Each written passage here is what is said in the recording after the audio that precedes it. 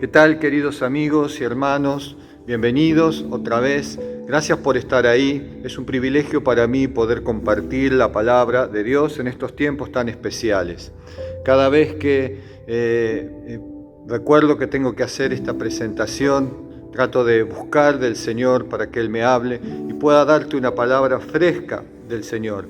En estos 4 meses y piquito, recibí del Señor la directiva de compartir palabras que estuvieran solamente en los evangelios, porque el Espíritu me decía que allí encontraríamos las herramientas para poder vencer en este tiempo y mantenernos firmes en el Señor. Así que estoy, creo yo, predicando el último mensaje de esta encomendación del Señor, titulado La hora de la batalla de Jesús, y que Dios preparó especialmente para finalizar este tiempo respecto a los evangelios. Voy a leer algunos versículos del capítulo 18 del Evangelio según San Juan.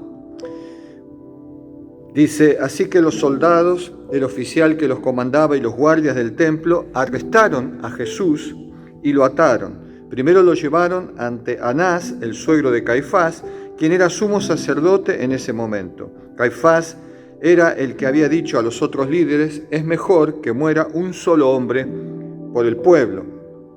Adentro, el sumo sacerdote comenzó a interrogar a Jesús acerca de sus seguidores y de lo que les había estado enseñando. Y Jesús contestó: todos saben lo que enseño. He predicado con frecuencia en las sinagogas y en el templo, donde se reúne el pueblo. No he hablado en secreto. ¿Por qué me haces a mí esa pregunta? Pregúntales a los que me oyeron. Ellos saben bien lo que dije. Entonces uno de los guardias del templo que estaba cerca le dio una bofetada a Jesús. Versículo 10 del capítulo 19 dice: ¿por qué no me hablas? Jesús estaba frente a Pilato. ¿No te das cuenta que tengo poder para ponerte en libertad o para crucificarte? Y Jesús le dijo: no tendrás ningún poder sobre mí si no te hubieran dado desde lo alto. Así que el que me entregó en tus manos es el que tiene el mayor pecado. Ya era el día de la preparación para la Pascua, cerca del mediodía, y Pilato dijo al pueblo: miren, aquí tienen a su rey. Llévatelo, llévatelo, gritaban, crucifícalo. ¿Cómo dicen? ¿Que yo crucifique a su rey? Preguntó Pilato. No tenemos otro rey más que el César, le contestaron a gritos los principales sacerdotes. Entonces Pilato le entregó a Jesús para que lo crucificaran. Hasta ahí unos cuantos versículos como para poder ponernos en contexto de lo que quiero compartir en este día. Jesús había sido arrestado minutos antes, traicionado por Judas con un beso. Tremendo, él lo llamó amigo. Con un beso traicionas al Hijo del Hombre. Jesús estaba ahí con sus discípulos.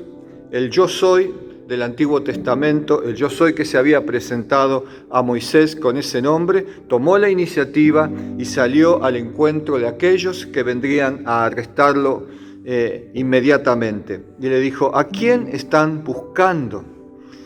Les preguntó a los perseguidores, a los que venían armados con palos y espadas para arrestar a Jesús: yo soy el que están buscando. Y todos quedaron ahí helados, y otros evangelios dicen que cayeron de espaldas al saber o al oír el nombre yo soy, que es el nombre del Dios Todopoderoso. Esto es una clara indicación de que solo podemos hallar a Dios cuando Él permite que nosotros lo encontremos. A diferencia del Edén, donde Dios preguntaba: ¿dónde estás? Respecto de Abraham, aquí era el hombre preguntando: ¿dónde estás, Dios? Y el Señor apareció y salió en iniciativa propia a enfrentar el momento del arresto.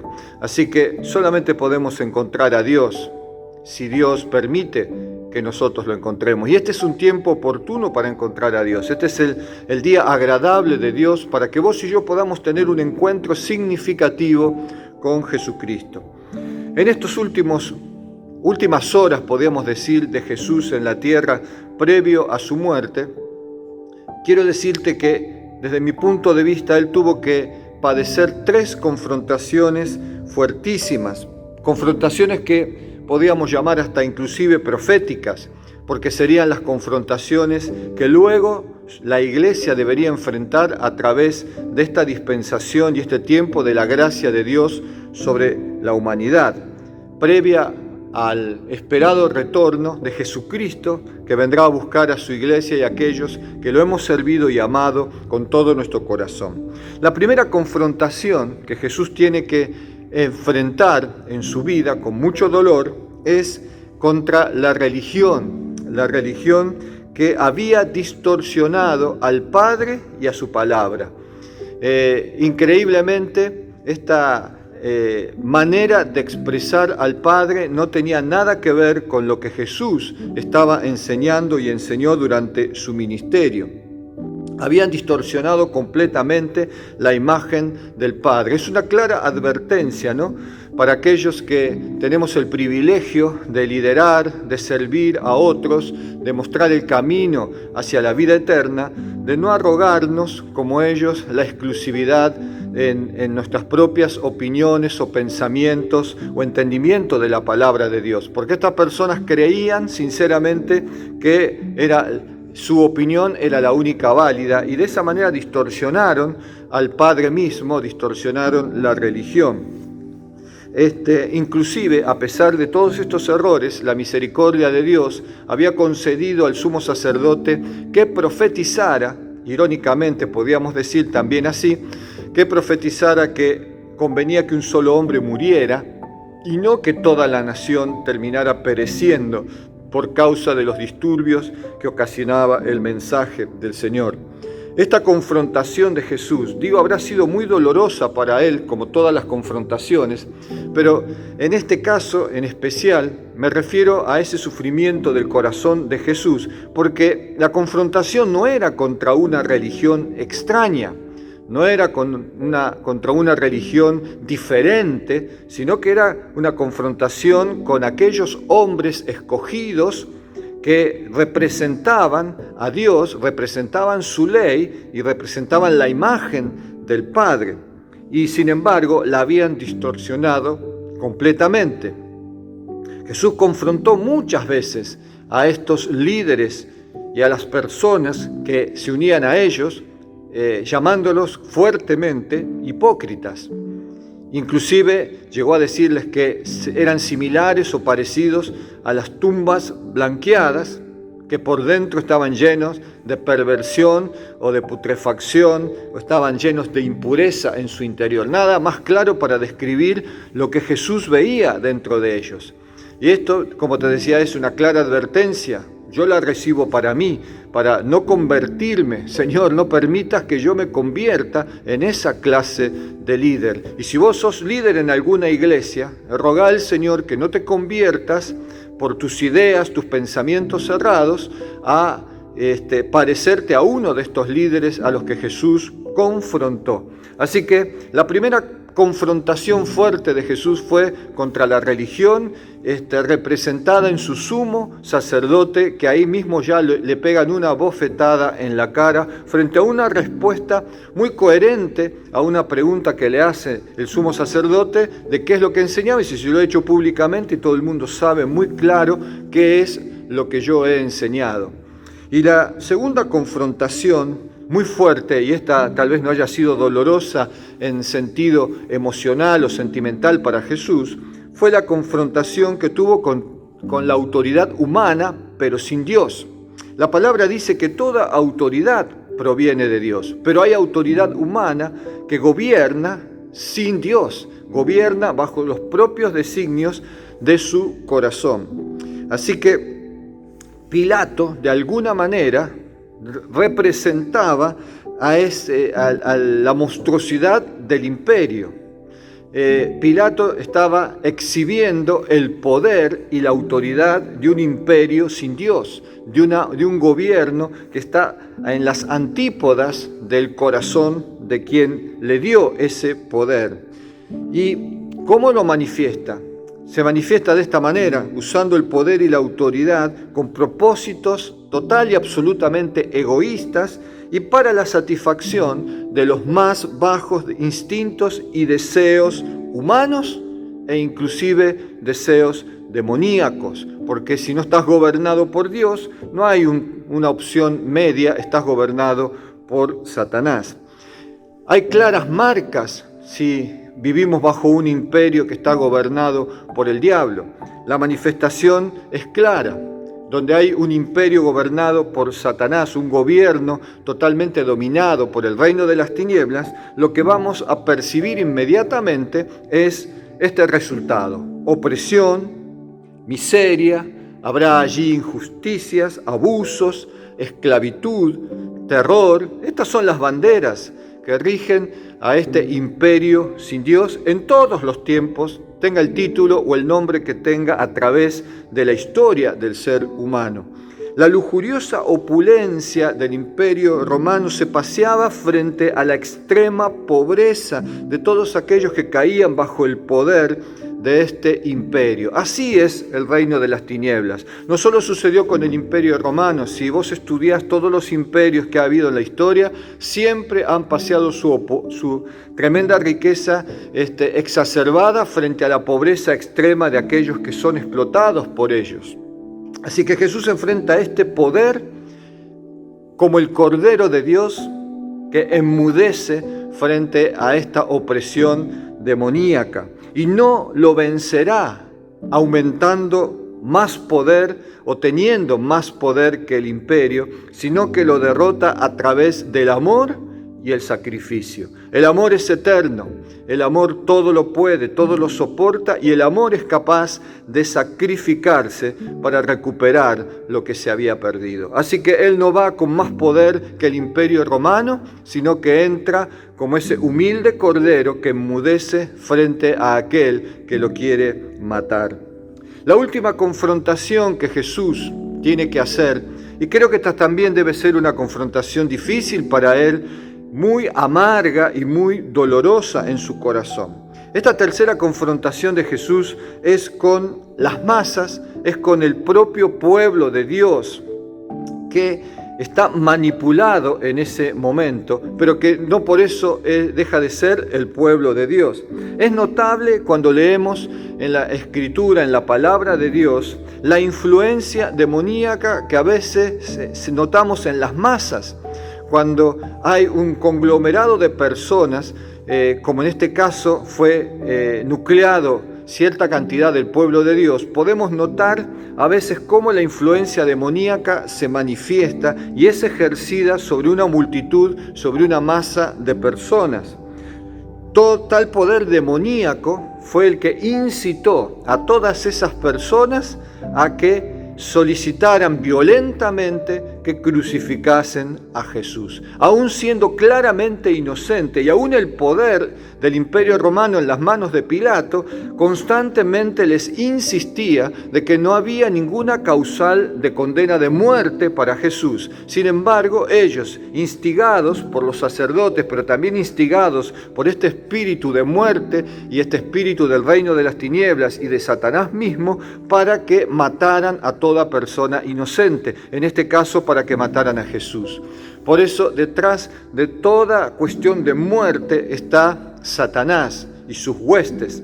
Por eso los cristianos nos oponemos al aborto. ¿Por qué razón? Porque es un espíritu de muerte que quiere matar justamente a un inocente, a una persona indefensa que no tiene cargos ni culpas, pero que el resto de la sociedad lo señala como ese día señaló a Jesús y pidió que lo crucificaran. Cuando tenemos esas ideas en mente, no somos más civilizados, sino que mostramos la gravedad de la influencia del reino de las tinieblas en nuestro propio corazón. Qué tremendo y qué ceguera puede causar la influencia demoníaca en las personas. No tenemos siquiera una más mínima noción, salvo que entendamos lo que pasó en este relato que te estoy diciendo.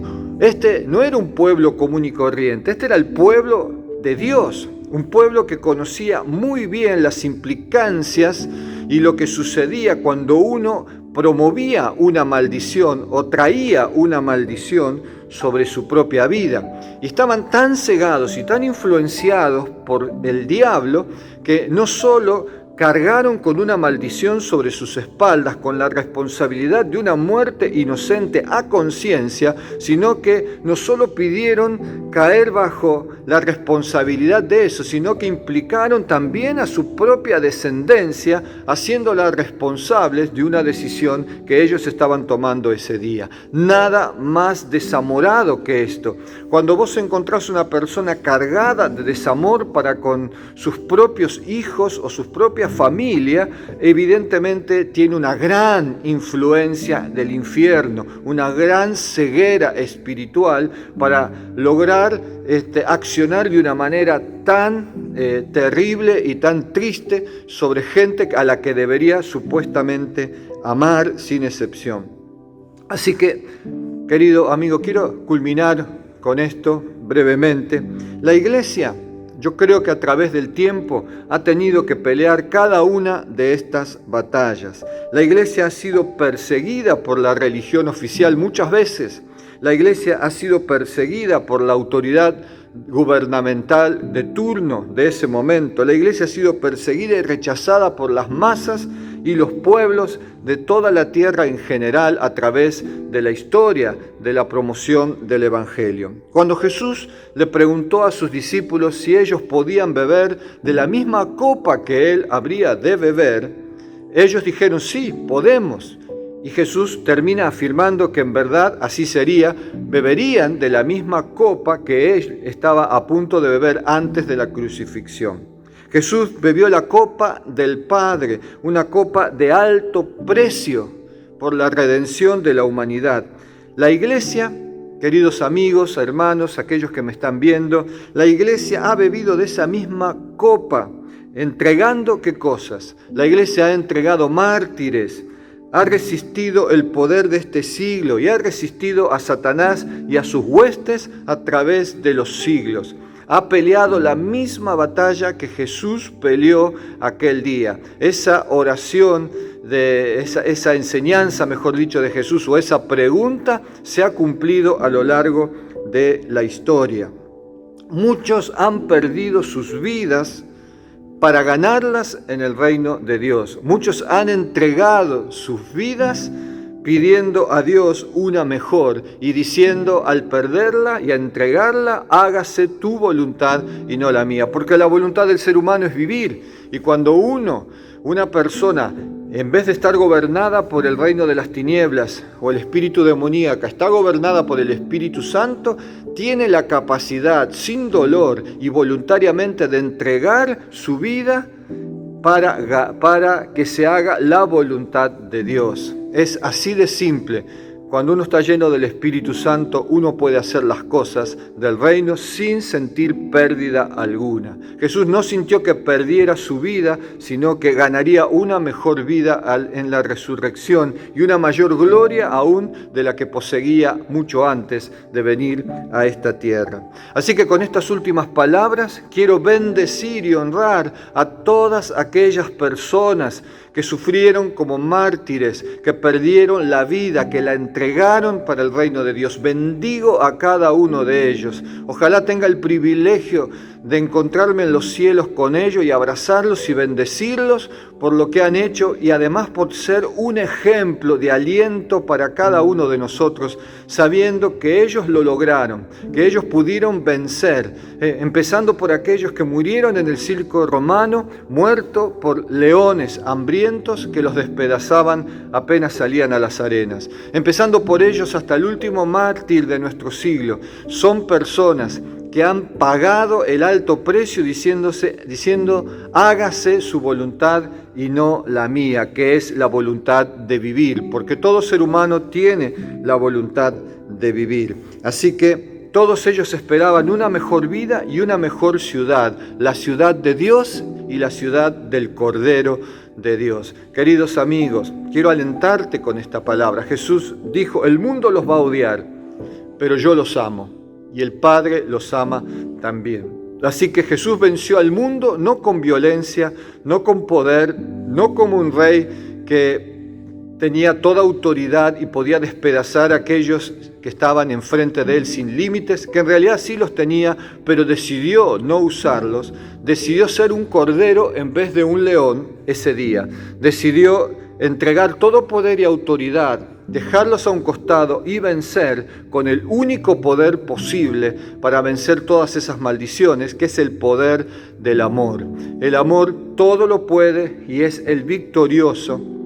Jesús es amor también. Así que, queridos amigos, ¿cómo vencemos en esta pandemia? ¿Cómo vencemos a las circunstancias? Las vencemos amando, las vencemos entregando, las vencemos diciéndonos y diciéndole a quien tengamos enfrente: hágase la voluntad de Dios y no mi propia voluntad. No permitiré que el diablo me llene la cabeza de ideas y me haga proclamar la muerte de inocentes. No voy a adherir a ninguna filosofía política, religiosa o psicológica que atente contra la vida de las personas, que atente contra la integridad humana, porque yo estoy para proclamar vida. Jesús vino para que tengamos vida y vida en abundancia, y yo soy un promotor junto con Jesús de eso. Me he aliado a Él para proclamar vida. Así que proclamo vida sobre tu casa, proclamo gracia sobre tu casa, proclamo bendición sobre tu hogar, proclamo esperanza sobre tu casa, sobre tu familia. Proclamo bienestar, no solo económico, sino sobre todo emocional y espiritual. Proclamo vida, llamo al espíritu de vida que sople sobre tu casa, que sople sobre tu vida. Ahora cerrá tus ojos ahí, voy a llamar al espíritu de vida. Ahora, Espíritu Santo, ven de los cuatro vientos y sopla sobre cada hogar que está escuchando esta palabra. Ahora, en el nombre de Jesús, sopla sobre la iglesia, el encuentro, la unión. En el nombre de Jesucristo de Nazaret, imparto vida. Donde hay enfermedad, se cancela la enfermedad. Enfermedad en los órganos, enfermedad en los huesos, enfermedad en el corazón, enfermedad en la mente. En el nombre de Jesucristo de Nazaret, te declaro vencida con el poder del Cordero. Declaro vida. Ahora, huesos secos, levántense en el nombre de Jesús y en el nombre del Cordero de Dios que quita el pecado del mundo, y con su autoridad declaro vida. Amén, amén y amén. Gloria a Dios. Te doy esta esperanza y me lleno de esperanza. Dios bendiga tu vida, Dios bendiga tu casa. Y termino con estas palabras en las que me guía el Espíritu Santo, declarando: Dios bendiga a su iglesia. Y vos del otro lado, ¿qué tenés que decir? Amén, amén, amén y amén. Nos vemos en la próxima. Dios te bendiga.